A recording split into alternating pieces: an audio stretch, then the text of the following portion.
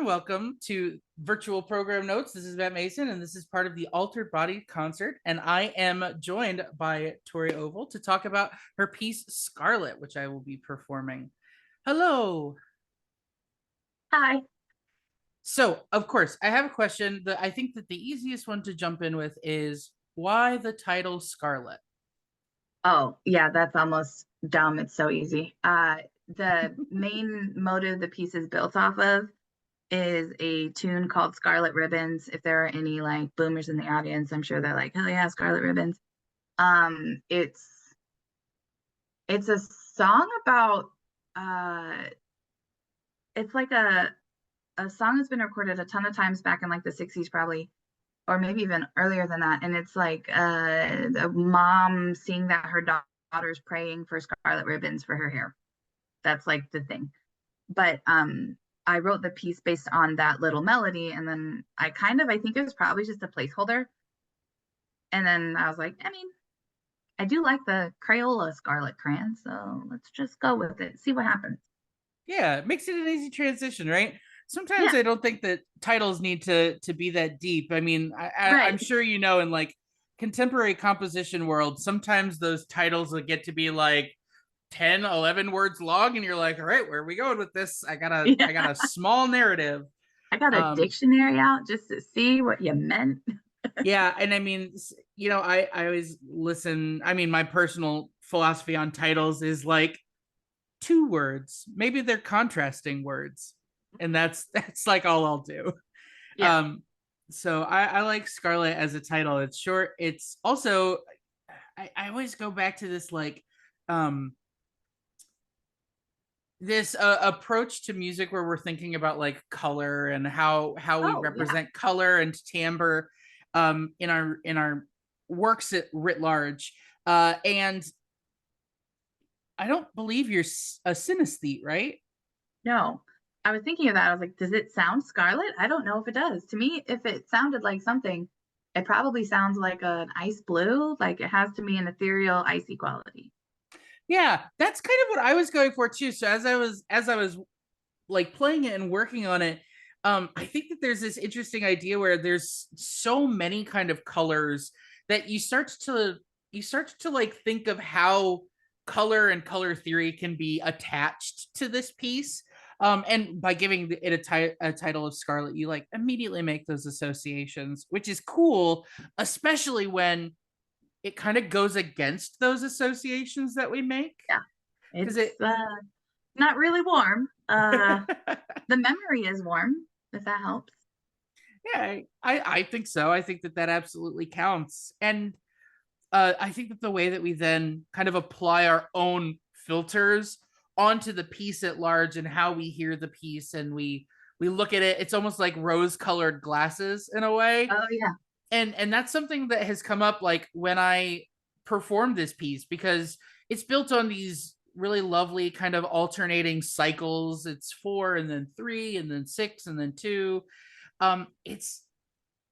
It's really interesting for me because it's almost meditative in that kind of like cyclical repetition, but there's enough variance to constantly like break you out of it and to always constantly be tying back to the thing you heard immediately preceding, which to me that's Mhm. where I get this sense of like almost like I just said, this like rose colored glass, almost like nostalgic look backwards onto the Yeah. piece as you go through the piece, uh, which is cool on a micro level. You have, two primary sections divided by tempo. Your first tempo, which is a little faster, and your second tempo, which is a little bit slower. So, like as I was playing through it, um, the first tempo, there's those small cycles, so like micro nostalgia, and then a much slower version, which is like a macro nostalgia.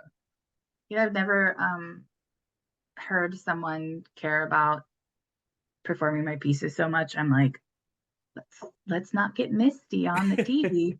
Like, it's cool. Like, it's like, are you talking about my piece? Because nobody, I don't know. Nobody's ever like described it so eloquently. Thank you. I don't even know if I thought of it that way. It definitely felt like a meditative kind of. Um, I really like I really like the more minimalist style, but I know that I'm not a minimalist person, so I can't do like real minimalism, but um, trying to get back into writing and trying to figure out what I like again made me want to kind of keep it simple, like more simple. So it's not like is the urge to put in 17 extended techniques yours or was it your teachers? Like what did you like and what did you like because you thought they would like it better? And it's like breaking out of that mold. And I don't know if everybody suffers with that, but it hit me real hard when I realized the pieces I loved the most were bookends to my master's degree. There was the first piece that I wrote when I was like lonely in my studio, like 690-foot studio apartment, moved away from home for the first time, had no friends, knew friends were coming, didn't have a job, didn't even have my bird yet, like very alone. And that is one of my favorite pieces. It's like a wind quart or woodwind quartet with a clarinet. And I really love that one. And then the other piece that I love is this piece that I wrote for my master's thesis, the fifth movement. Um, my grandmother died, and that was my first big loss ever. And it killed me. Like, oh, I was so sad. It's the At the time it was the saddest I had ever felt. And the piece happened to be about it was written off of my friend Matt Smith did the text for the whole thing, and it was written from a the lawn has grown long overgrown, forgot you won't be round to mow. And it's like when your partner dies and you've been together for so long, you have to figure out how to be independent again. And I didn't know how to write it because I was like, I don't like, I haven't experienced grief like that. And then I did.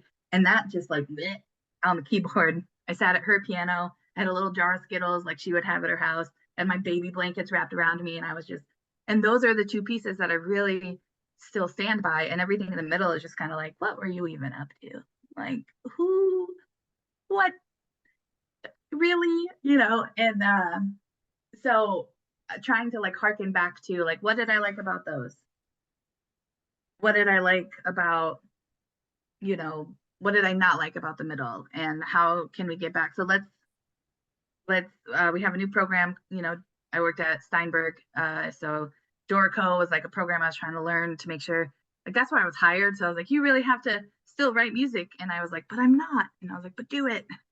And so I was like, well, let's try writing without bar lines and see what happens. And let's put that parameter in. And then what's the cluster of pitches you like? And like, let's start there and see what happens.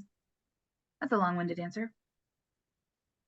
It's interesting because I find that sometimes when dealing with minimalist music, I miss the bar lines. Like I want the bar lines to be in them. Just so that you have some sort of semblance of grounding or reality. But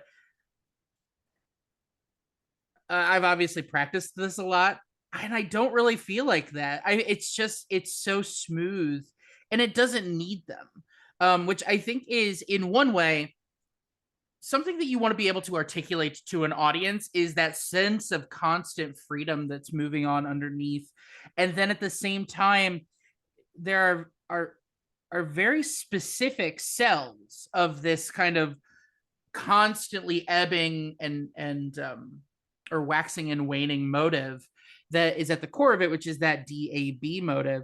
And I never have the feeling that I'm like missing a bar line, and I never feel like it's getting stuck in a pulse. It's just kind of constantly moving. So I If I think was that gonna put bar lines in it, I would probably figure out how to add them, but I'd have to hide all the time signatures because I think the time signatures would freak you out.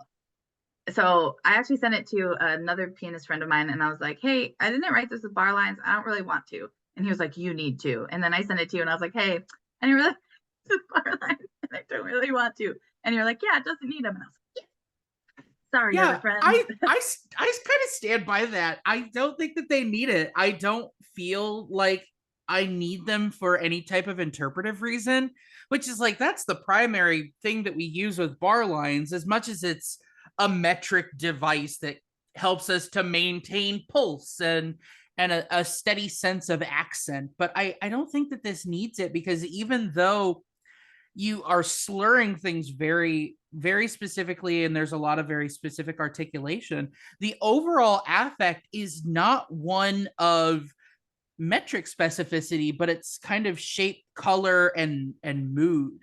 And Yeah. I like the kind of absentness of the bar line, and the way that you're treating the right hand almost as this kind of it's not aleatoric, but it's very bell like. It's Hmm. like the wind hits in the right way that causes this one wind chime to go, and that's where we hear those single like dings. And it's so beautiful when, especially, it's just the third, because you avoid so often in your like sick like the cycles that you have, you avoid the F sharp so much, so that when it comes in for the first time, which is like, in that second line 30 seconds in, it's like, okay, now I know what the pitch material, I know what the harmony or the tonality of this is.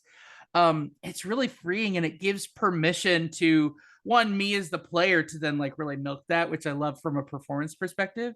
But like it's the first time that like right hand, and it's D to F sharp, and it's like that's the first time that you as a listener like get to breathe, and you get to breathe in the tonality, because it's do me, and it's like, oh, there's the me, I can like relax a little bit. And then it I was just, waiting for it to, yeah, that's yeah, nice. and it just it repeats, and it's really it's almost centered around that F sharp, which I like. It really holds, I think, the piece, it holds it together in a way that I'm not, from like a theory perspective, I'm not sure why, but like when it happens, it's like, okay, I feel like I can take another breath, and then another breath. It's like, the staunch composition major in me is like, major third, bleh. We're like, nope, we liked it. It's actually okay to like it. I think so too. I mean, my go-to is like if I'm doing a classical piece, I kind of have like a producer tag. This is going back to like the hip hop thing, where like at some point in the song you have like a producer tag, like Pharrell Williams, which is the 4 count, or Megan the Stallion's "If the Beat Live," Lil Juice made it. It's like my producer tag is like it's a la do motion that is Okay. explicitly tonal. Like you hear all of a sudden in this kind of sound massy composition, you just hear la do, and then all of a sudden it's like, oh, that's the tag. That was it. Um, and I think that, yeah, it comes up in this, and it's got that, it feels good to hear. It feels good to hear. It feels good to play. I want to ask, I mentioned a little bit before your use of this kind of split uh between two sections, which is your first section, which is a little bit faster, and your second section, which is a little bit slower. And I wonder, could you tell me about what you were thinking with like the form or the structure of the piece? Why have it in this kind of two-part format? I knew I should have listened back before we did this. It has been so long since I even looked at the score. Um, I I do recall what you're speaking of course, but I'm trying to think. I remember I would play it back in Dorico, and I would just sit like this, listening to it, and I used sort of like my intuition, my gut. I know we're supposed to be very methodical and mathematical, but I used my feelings. And I I think you got a master's degree. You can be intuitive again. thank you. Uh Bachelor's degree, like you got to lose some of the intuition, but after the master's, you can just be yeah, intuitive again. I mean, a piece that really, really got to me in my master's was Charles Ives' Housatonic at the Stockbridge. Yeah. That, and maybe that's where this came from, because that's got that fogginess to it. Um, oh, what if that's exactly it? And it's written exactly. Because there's that big moment there, and then it comes back in undulating. Um, I wonder if what I was thinking was, well, we can't stop there, but let's come back into it. And if I think about the memory of it was my grandmother rocking my little sister. It has to be my little sister because if I was the one being rocked, I would be too small to have this memory. So it has to be my little sister. I think I had a different song, but I can't remember what it was. Um, but it's like dark, it's quiet, it's nighttime. You're like slowing down to go to bed. Mhm. So you realize like the baby's asleep, you can stop and then put her to bed kind of thing. And I wonder if that's kind of where I was going for with that, like just completing the motion, I guess. Yeah, that's nice. I don't really It have many maternal instincts, but I mean, I have a lot of maternal instincts, just no maternal desires. Let's say that. like yeah, yeah, for sure. I mean, it's a nice kind of it's a thought in kind of restfulness and relaxation because at the same time you don't want something to end, but you know that it needs to slow down a little bit. And Yeah. it makes it really relaxing. It's just kind of this constant floating motion. And then you get these really lovely bell tones that come out with that um grace note motive it's the same kind of opening motif, but ding ding Yeah. ding. And there's The kind of like plunky a up there. It's nice. yeah, and it just it projects so much, and it just comes out of the texture in a way where in the first half it's a little bit closer to the left hand. They're overlapping a little bit more, so you have this kind of interconnectedness or intertwining that in the second half, because it's slower, I think that you could actually do that same intertwining with while still having it uh project really well, but you totally remove the necessity of that kind of projection when you move it up the register, so it becomes almost more song like or drifting away, which from a narrative or a storytelling composition I think is really effective, so I Thank you. enjoy playing it. So I just can't believe you even remembered I sent it to you. And I can I never tell, forgot. I was like, I remember you talking about wanting to play it, and I was like, that'd be really cool, but also like, fine if you don't. Um, I remember there was one point where I was like, I should ask him again because I'm really like yearning to have something played. And then I was like, I think that was like a 5 second thought. And I can tell I'm at a different job now and around different people because I told my coworkers when he messaged me, I was like, this is the coolest thing that has happened in months. I was like, you guys, probably since I got the job, like, and I was like, back in like 2020, I sent this composition, and just now he's like, hey, I'm gonna play it for real, and I'm over here like crying, and um, I think I also had said what it was written. I was like, this song my grandma used to sing, and one of my coworkers was like, oh, that's sweet, and I was like, oh, you don't get it, okay. Yeah, sometimes to the layperson it's like yeah, No, you don't we understand. This forget. is like the coolest thing a composer can have done is like have someone actually play their stuff, and you're just like, oh, cute, and I'm like, cute, okay, all right. Yeah, this was I yeah, and it was I had it I've had it sitting on my just on my desktop for a long time, and I knew that I wanted to play it. I needed a venue to perform it at, and I think that that's one of the things that I'm as a performer really bad at is putting myself out there to find the venues to perform at, because I'm just like at the same time it's like oh I have a hard time convincing myself that it's like a good idea for me to like go out and perform these things. because I'm like, am I good at this? I don't know. Am I a pianist? Am I a composer? Am I a teacher? Like, A doctorate. You still don't know. Come on. yeah, it's like, am I actually a musician that is deserving of the attention that would come from this? So I had it just sitting on my computer. I had your piece. I had another piece by a composer named Mark Rom, who I absolutely adore, who is over in Iowa, and I'm still waiting to play his too. We're gonna work on him on that a little bit. He doesn't know that yet. So Mark, if you're watching, I'm gonna play your music. Um, I just and thought it was really special because, like, why should you? Like, why should you play my piece? Like, there's no reason. And so it's just because you could play 100,000 other pieces of music. There's like so much out there. And yeah, like but at this point, when I'm not putting it out there anymore, to have someone cherry pick it is just very special. I played this one for my mom actually relatively recently. So this is her favorite on the program so far because she's heard the program already.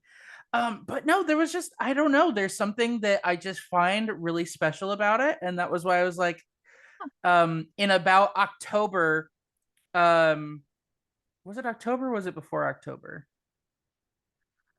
I'm not totally sure when, but I had just started at Roosevelt and I asked one of the other faculty, I was like, hey, can we just like do recitals in the hall as faculty? And she was like, Why yeah, not? you just have to like go talk to them. And so I went and I talked to the people who organize and help do all of the like scheduling. And I was like, can I do a recital in the hall? And she was like, yeah, let's pick a date. And so I picked a date, and then I was like, perfect. I'm gonna message Tori, Kevin, Sing, and then my friend Alex, who's the other person on the program. And I was like, I'm putting together a recital. I get to just play music of people that I want to play music by. So You're like asking permission to do the thing. yeah, exactly. But it's like, I always feel like as a composer, like I would want to know if someone was gonna pick up the Oh, sorry, thing. not about playing the music, asking permission to even use the space that you teach at. Like, hey, can I like be in here? And they're like, I don't know, you gotta try out for it. Yeah, I mean, some places I have been as I have like recital fees for professors, and I'm like, I don't want to Bro, do that. no. That is, you should pay them. Come on. Yeah, so now I'm like, it was a perfect opportunity, and I got to go into Gaunt's, and I'm not sure if you've seen Gaunt's, but it's beautiful. There's they have like stained glass, big windows. It's a really old space, so it's just got this kind of solemnity to it that I was like, I want to perform in here. And so yeah, this was already on my desktop, so I knew I was like, hey, I've got the people that I can reach out to. So that was why I reached out. I'm going to bring Kleenex, I think. I'm going to bring a lot of tissues in my package. Yeah. Stained glass. So I hope that you like it. Oh, I will do it my would be very impossible best. for me not to. So I'm looking forward to it. Sorry that I forgot it's next week already. I really have been looking forward to it, but didn't realize that it was so soon. It's so soon, and with 28 days of February, it's Yeah, I'm 29 horrifyingly this year. soon. Aren't we on a leap year? We are on a leap year. That's right. Okay, so it's one day more than I initially thought it was, because I'm over here like counting down, like I have to practice, I have to get in the hall, I have to get ready, and yeah, so it's a lot, but it's very fun. I'm really happy to do it, and I can't wait to see you. So that'll be Yeah, great. I'm so excited. I told Bert about it. He was like, "We're going." I was like, "Oh, yeah, okay, yeah, we are. We should. Of course, we should. We should go." Yeah, it'll be cool, and it's like a little reunion, and I get to hang out with all of my composer friends whose music I like and have always wanted to play, and now have a reason to play. Yes, So that's cool. ideally, I would take this on tour with me. That's the goal. Sure. I want to go to other institutions and also play it and just be like, hi Better register Mason. it in ASCAP so I can get that $2 check. Exactly. Probably should though, for real. You don't have to pay that, right? That's the facilities. Yeah, it's the facilities. The Yeah, facilities pay the licenses. So somebody. I think that it is capital license. unless it's like a specific venue. or like a recital event. Like if I were to like go to like a bar and like perform this at a bar, which how fun would that be to do like a contemporary piano works concert at like a dive? Did you ever, there's a place around here that you can kind of do that. Rob Funkhauser played a lot of music there with his kind of meditative, you know how he makes instruments and stuff. Mm-hmm. Um, I can't remember what it's called, but they do like heavy metal music and also that. So it's like very silly. Oh, see, now I bet that those exist in Chicago. I should look Oh, into that. like 3000%. If it's here, it's there. Like we're not special in Indianapolis, okay? All right. Well, thank you so much for meeting me. I want to give you the opportunity, of course. Is there anything that you would like audiences who have listened to the work or are about to listen to the work and are maybe watching this beforehand, though I don't know why they would be doing that. Is there anything you want them to know about the piece or to leave them with? Um, you know, I don't know why I have this like let the people know that it's okay if you write music that you like. It's okay. It's good. It's good to write pieces that you like the sound of, you specifically by yourself enjoy. I wish I wish there wasn't so much and I don't know how it happens. I don't know if it's because we all are little people pleasers inside and we want our professors to love us. I don't know, but um if you really like something, it's worth sticking with, even if your professor doesn't. Um, graduate, of course, but like maybe Well, that. thank you so much. I think that that's a great note to end on. So, looking forward to March 1st, where we'll be playing Tori Ovel's Scarlet as part of the Altered Bodies program. Very exciting. Can't wait for the other pieces either. I'm very excited to like hear live music again. It's been a minute. Very much so. But thank you.